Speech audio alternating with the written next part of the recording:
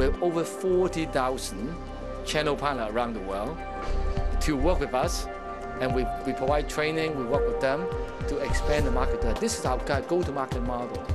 We don't want to do everything within Access because we believe in core competency and focus. We believe in openness and standard. You can see all Access product, we follow the industry standard. Like for compression, we use like the latest one, HR264. For the image, we use HDTV standard. For networking, day one, we use all IP standard protocol, and so on. Yeah, so I think that's kind of our core strategy to follow the standard. Yeah, because that's how allow us to take advantage of the market, overall market development, and we can benefit from the core technology development as well. Along with all key segment or vertical for many years.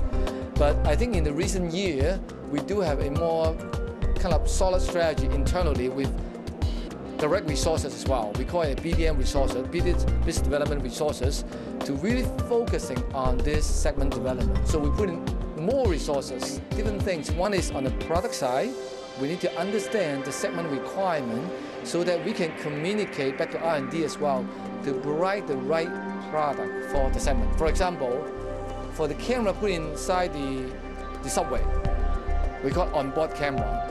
And there's some specific requirement in terms of vibration, in terms of lower profile, angle, and so on.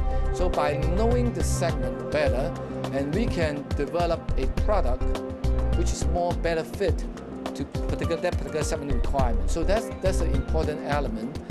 The other key element is we call it market education, because we need to speak the same language. We need to understand the market better by talking to the customer and the consultant more directly, and so that we can really educate and transfer our knowledge more effectively to the segment to drive the further expansion of the market. And thirdly is more on the ecosystem building, because each segment may have their own ecosystem partner, like consultant, technology provider, and so on. So our BD manager will work closely with this ecosystem partner, specific for this segment, to support the growth of the industry as a whole. So the main thing, image quality. Okay, we spend a lot of R&D resources and effort in improving the image quality. Still some misconception in the market.